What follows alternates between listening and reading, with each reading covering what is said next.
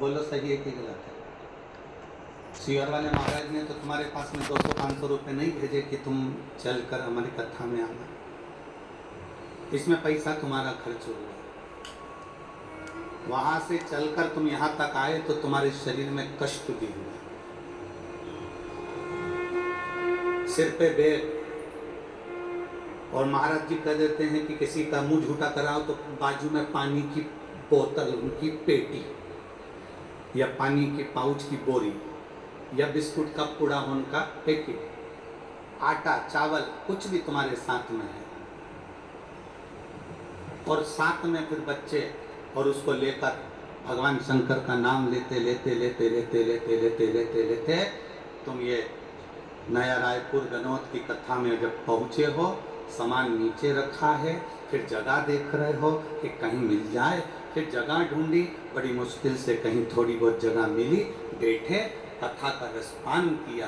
पैसा तुम्हारा लगा, समय तुम्हारा लगा, परिश्रम तुम्हारा हुआ, सामान तुम लेकर आए हो, वस्तु तुम लाए हो, पानी गिरे तो छाता भी साथ में लाए हो, बिछाने की पन्नी पॉलीथीन भी साथ में लाए हो, एक बिछाने की चटाई भी साथ में लेकर आए हो, पानी पीने की बोतल भी साथ में लेकर आए हो। जरा विचार करिएगा, जरा सोचिएगा, जरा अपनी चित्त वृत्ति में धारण करिएगा कि कितना विश्वास शिव महापुराण के प्रति आपके दिल में है। जब इतना विश्वास तुम्हारे दिल में शंकर के प्रति है तो तुम शंकर के दिल में निवास करते हो, ये निश्चित है। कितना भरोसा।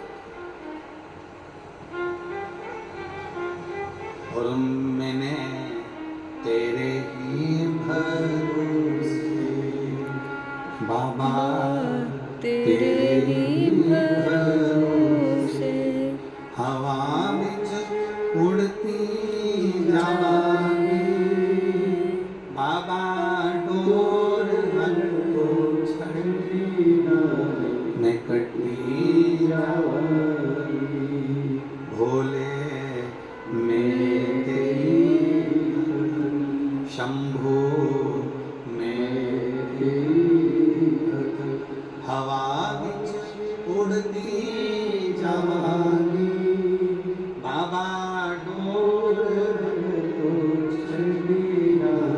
मैं कटी जावांगी, भोले मैं तेरी शंभो मैं तेरी।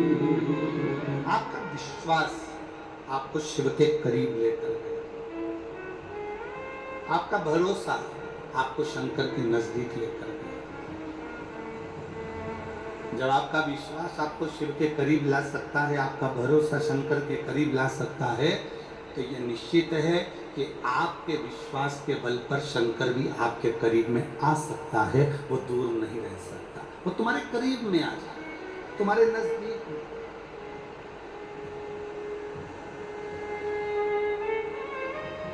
एक कितना सुंदर चरित्र आता है।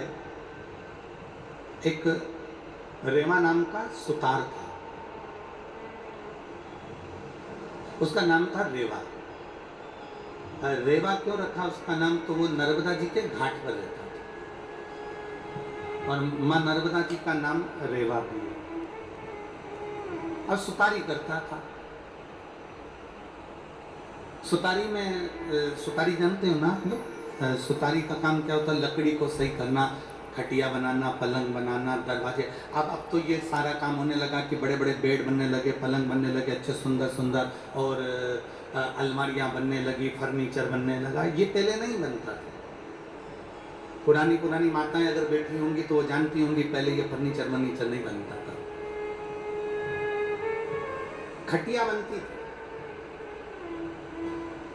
और चारपाई में, खटिया में रस्सी को बिरोया जाता था।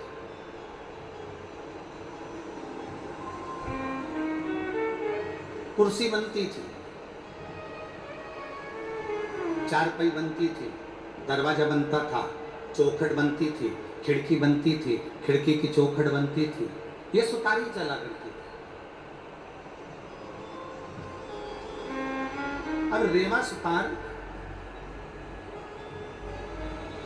बहुत साधारण परिवार से, बहुत कभी तो भरपेट भोजन मिल जाता उसको और उसके परिवार को, और कभी मिलता भी नहीं।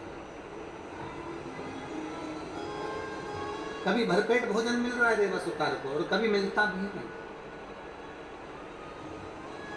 कभी परिवार को भरपेट भोजन मिल जाता तो कभी मिलता भी नहीं। बड़ा दुखी था।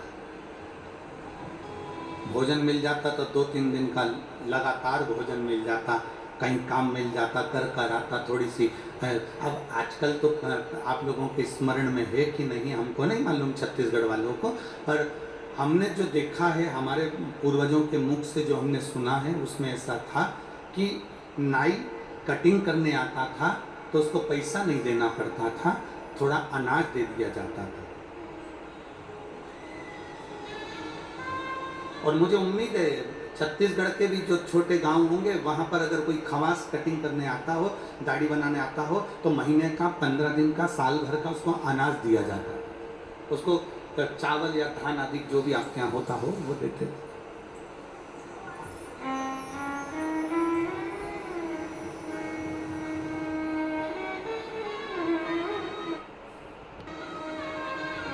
सुतार अगर काम करने आता था तो उसको महीने भर का, 5 दिन का, 8 दिन का, 3 दिन का, 4 दिन का अनाज दे दिया जाता था।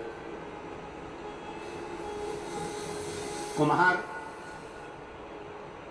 मटका बनाने वाला अगर मटका दे जाता था, कुम्हार अगर सामान देकर जाता था तो फिर उसको अनाज दे दिया जाता था।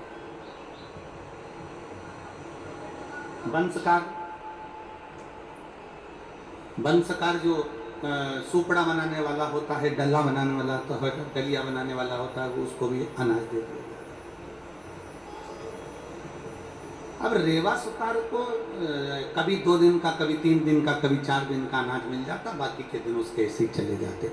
लगभग 1 महीने में 20 दिन रेवा सुतार के घर के लोग भूखे रहते और 10 दिन भोजन करते रेवा सुतार। 10 दिन बस भोजन। बच्चे भी दुखी, पत्नी, परिवार सब दुखी रहता, रेवा सुतार भी दुखी रहता। एक बार रेवा सुतार का नियम था, झोला बाजू में टांगा और आवाज लगाते लगाते जाता, भैया छत सुधरवा लो, भैया चौखट बनवा लो, भैया दरवाजा बनवा लो, भैया ये बनवा लो।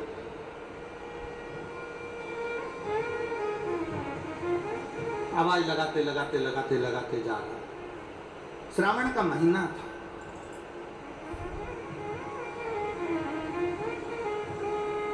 तीन दिन से रेवा सुतार के घर में चूल्हा नहीं जला था। 3 दिन से रेवा सुतार के घर में अन्न का दाना नहीं था। बच्चे भी भूखे, पत्नी भूखी, रेवा सुतार भूखा। झोला उठाया, उसमें छीलने का सामान, काटने का सामान, कुल्हाड़ी और जो छेनी आदि के लेकर चल दिया। भैया काम करवा लो, भैया छत सुधरवा लो, भैया खाट बनवा लो, भैया चौखट बनवा लो, भैया दरवाजा बनवा लो, भैया द्वार बनवा लो। आवाज लगाते लगाते लगाते जा रहा था। बीच मार्ग में चलते चलते उसके स्मरण में नहीं आया, वो तो चला जा रहा, शुद्धि बांधे हुए, उसकी शुद्धता में नहीं। और चलते चलते सामने से 8-10 शिव भक्त हाथ में डंडा, 2 लोटे जल के कावड़ भर कर चले आए।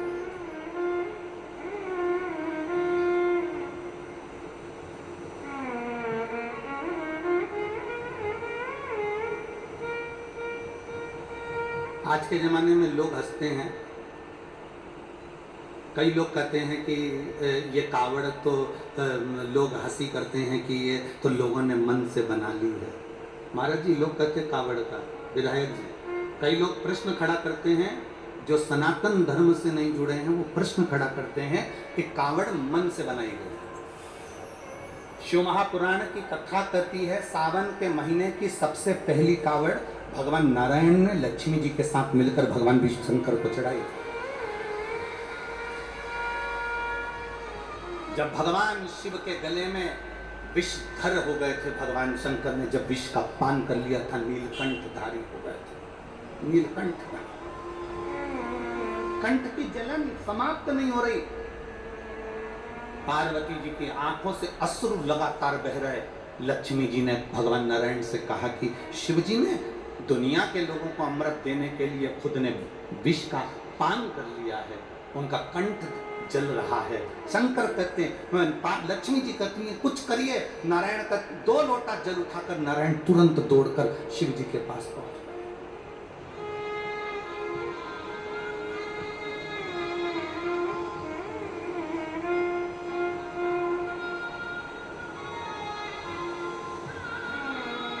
स्वयं ब्रह्मदेव, स्वयं इंद्र, सारे देवता कावड़ को भरे हैं।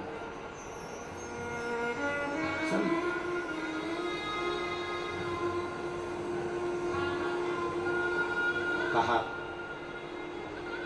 रेवा सुतार ने देखा सामने से कावड़ लेकर कंधे पर 2 लोटा जल बांध कर चले आ रहे। बोल बम बोल बम बोल बम बोल बम बोल बम बोल बम बोल बम बोल बम का नारा है। बोलते बोलते चले आ रहे हैं। कुछ शिव की महिमा होगी, कहीं ओगरदानी की कुछ करुणा होने वाली हो। कावड़िया चले चले आ रहे, 8-10 कावड़िया चले आ रहे। रेवा सुतार आवाज लगा रहा, द्वार बनवा लीजिए, खाट बनवा लीजिए, चौखट बनवा लीजिए, छत सुधरवा लीजिए। आवाज लगाते लगाते चले 8-10 कावड़ियों में से एक कावड़िया रुका रेवा सुतार के पास में। रेवा सुतार कभी शिव के पास नहीं गया, रेवा सुतार कभी शंकर के मंदिर नहीं गया, रेवा सुतार कभी शिवालय नहीं गया, कभी शंकर के द्वार नहीं गया, कभी शंकर को 1 लोटा जल नहीं चढ़ाया। रेवा सुतार ने कभी शंकर का द्वार नहीं देखा, कभी अपने परिवार के भरण पोषण में लगे रहता। टाइम नहीं मिलता ना, कमाए कि भगवान के मंदिर जाए, बच्चों का पेट भरे कि भगवान के मंदिर जाए, पत्नी और बच्चों का भरण पोषण करे कि भगवान के मंदिर जाए।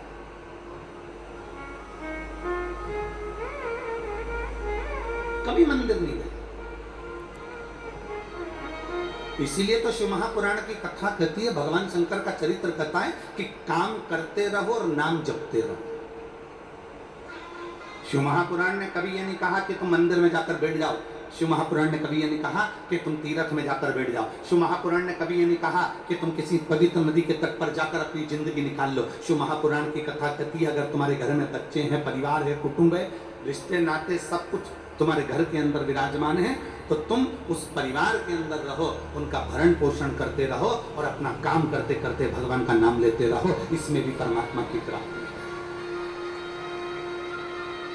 घर छोड़कर मत जाओ, परिवार छोड़कर मत जाओ, कुटुंब छोड़कर मत जाओ, रिश्ते नाते छोड़कर मत जाओ।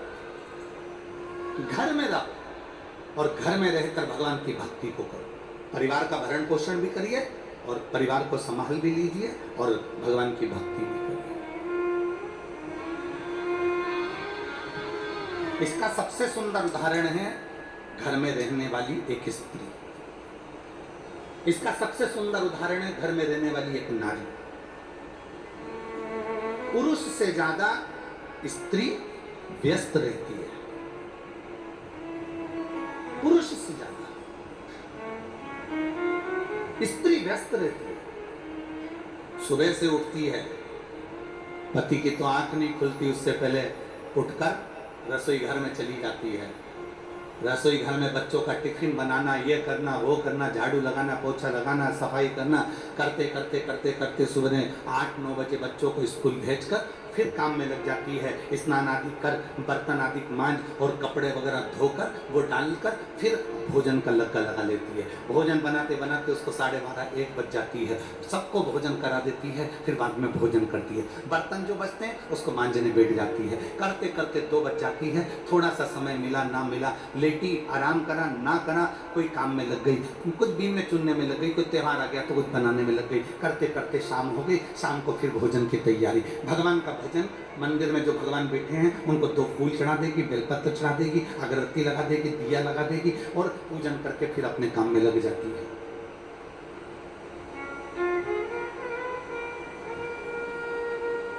कर्म करते करते एक भारत की नारी, भारत की स्त्री केवल एक ऐसी होती है जो काम करते करते भगवान का नाम ले लेती है। कर्म करते करते भगवत भजन। पर दुनिया के लोगों को दूर के ढोल, जम जम के बोलो जरा, दूर के ढोल सुहावने लगते हैं।